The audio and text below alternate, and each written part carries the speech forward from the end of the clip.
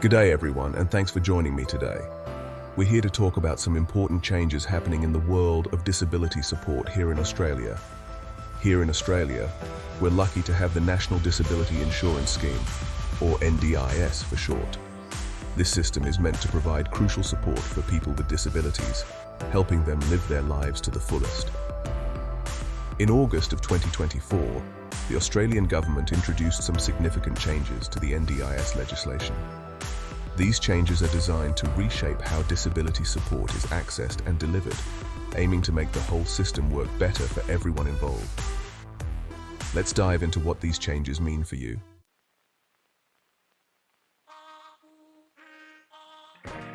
These reforms are about taking a good, hard look at the NDIS and making sure it's truly fulfilling its promise. We're talking about changes that could affect how you access support, the types of support available, and the overall experience of navigating the NDIS system. Over the next few minutes, I'm going to break down these changes in a way that's easy to understand.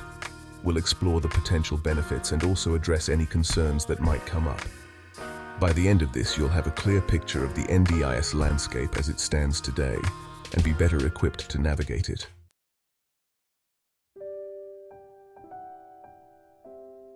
Before we dive into the new changes, it's important to understand where we came from. The NDIS wasn't something that just appeared overnight. It was the result of years of advocacy, of people fighting for a fairer system. Back in the day, support for people with disabilities was a bit of a mixed bag.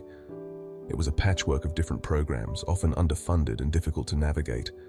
The vision was bold, to create a national system that provided individualized support, empowering people with disabilities to have more choice and control over their lives. The NDIS, when it finally launched, was a massive step forward. It offered hope and opportunity where previously there had been uncertainty and barriers. But like any ambitious project, there were bound to be teething problems, things that needed adjusting and refining along the way.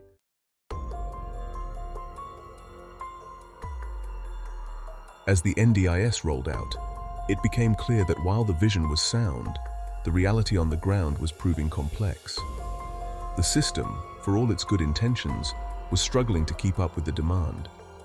Waiting lists grew longer, and navigating the system itself became a daunting task for many. People with similar needs were receiving different levels of support, and the process for accessing the NDIS was often seen as confusing and bureaucratic. The NDIS was designed to be flexible and responsive to individual needs, but it was becoming increasingly rigid and difficult to navigate. The government recognized these challenges and knew that action was needed. They embarked on a period of review and consultation, seeking input from people with disabilities, their families, and the organizations that supported them. The goal was clear: to identify the areas where the NDIS was falling short and to find ways to make it better.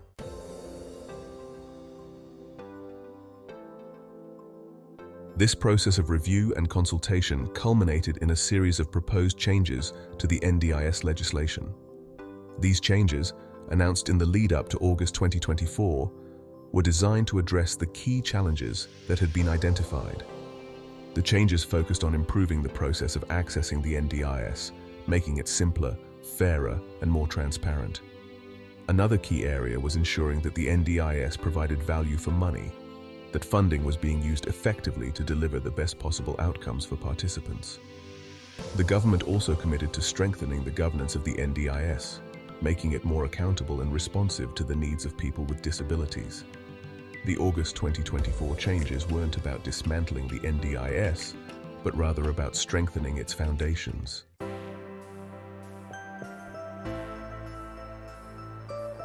One of the biggest criticisms of the NDIS in the past was that it was just too complicated to get into.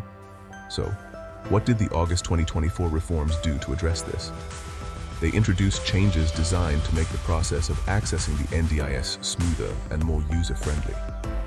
They streamlined the paperwork, made the language easier to understand, and introduced online portals to make things more accessible.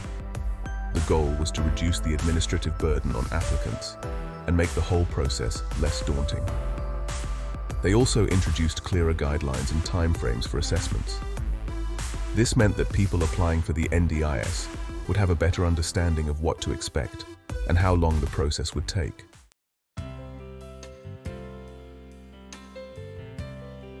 One of the core principles of the NDIS is that it should provide individualized support tailored to the unique needs of each person.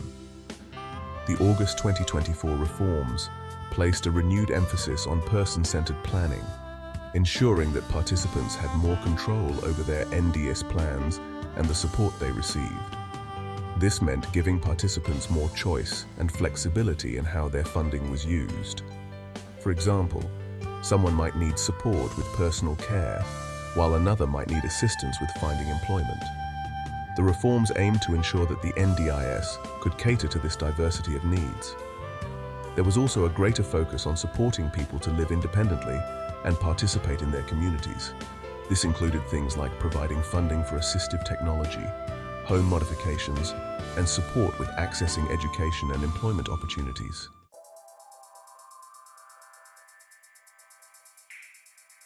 The NDIS was always intended to provide support for people with permanent and significant disabilities.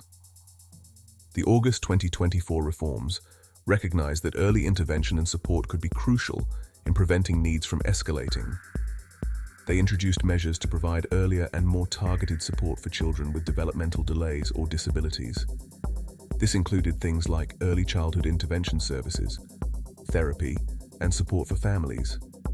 The idea was to intervene early and provide the necessary support to help children reach their full potential.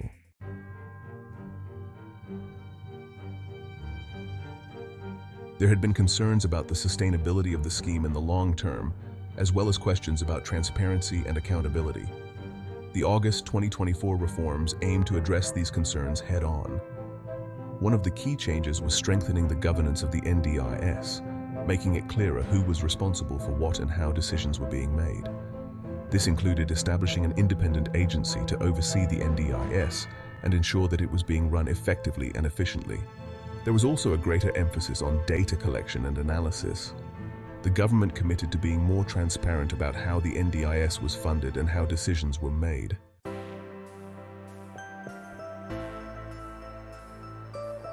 Whenever there are big changes, it's natural to feel a bit uncertain, right? And these NDIS reforms are no different. While the overall aim is to make things better, it's important to acknowledge that change can be challenging. For some people, these changes might mean having to reevaluate their current NDIS plans, maybe even going through the process of reassessment. The NDIA, the agency that runs the NDIS, has committed to providing support and guidance throughout this transition period. The important thing is to stay informed, to ask questions if you're unsure about anything, and to remember that you're not alone in this. There are support organizations and advocacy groups out there ready to help you navigate these changes. Let's work together to make this transition as smooth as possible.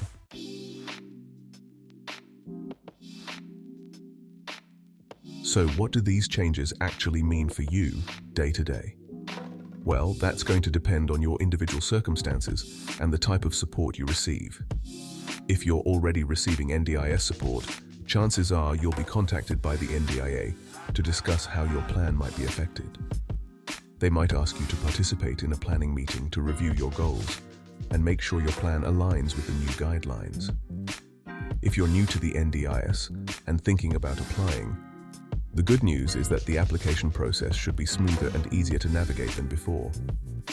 The information and support available to applicants has also been improved, so you'll have a clearer understanding of what to expect. If you think you might benefit from NDIS support, it's definitely worth reaching out to the NDIA to find out more.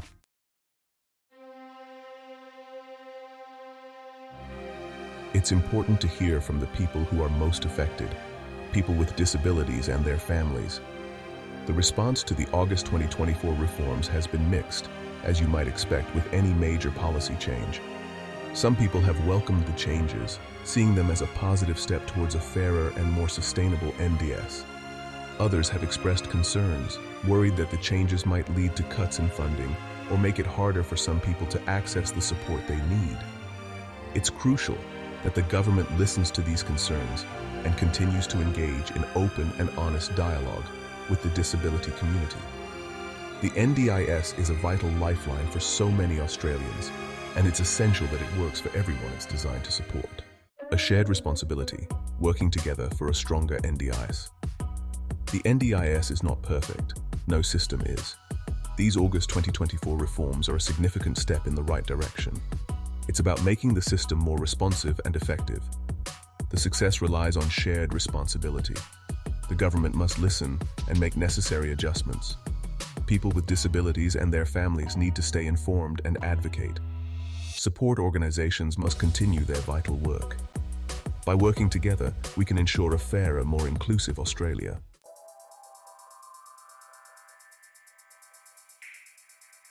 Now, I know what you're thinking.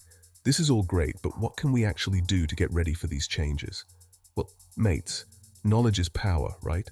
The more you understand about the reforms and how they might affect you, the better prepared you'll be.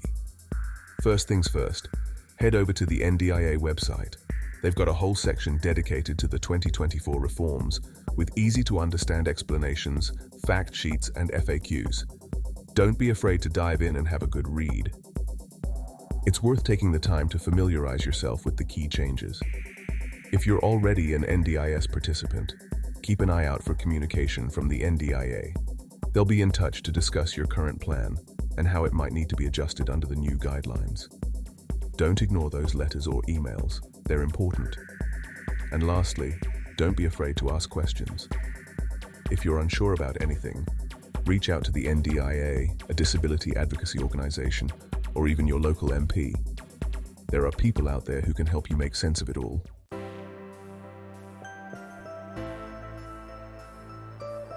Making the system work for you.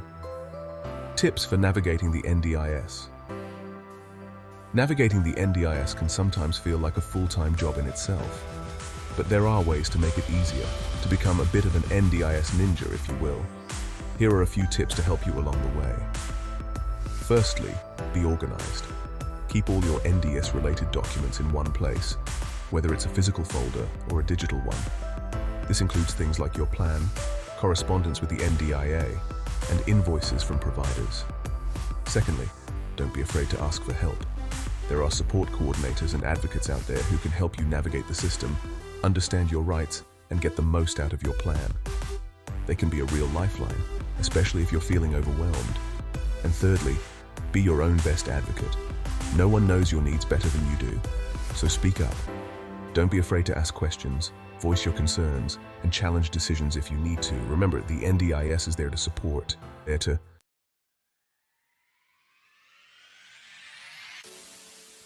finding your voice, advocacy, and support resources. You're not alone on this journey, mates. There's a whole network of organizations and resources out there ready to support you every step of the way. From national advocacy groups to local community centers, there's someone you can turn to for help. Organizations like People with Disability Australia, PWDA, and Every Australian Counts are doing fantastic work advocating for the rights of people with disabilities and providing information and support. Check out their websites, follow them on social media, and see what they're all about. Your local community is also a goldmine of support. Look for disability support groups, community centers, and advocacy organizations in your area. These groups can provide a sense of community, connect you with others who understand what you're going through, and offer practical advice and assistance. And remember, your voice matters. Don't underestimate the power of sharing your experiences, your challenges, and your successes. By speaking up, you can help shape the future of the NDIS and ensure that it works for everyone it's designed to support.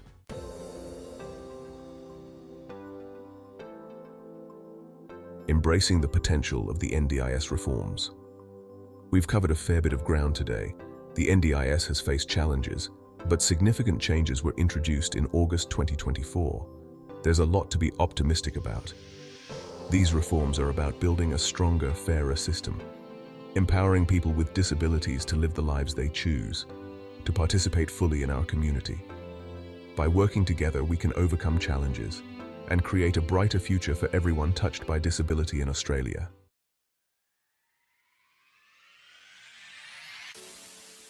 Moving forward together, shaping the future of disability support.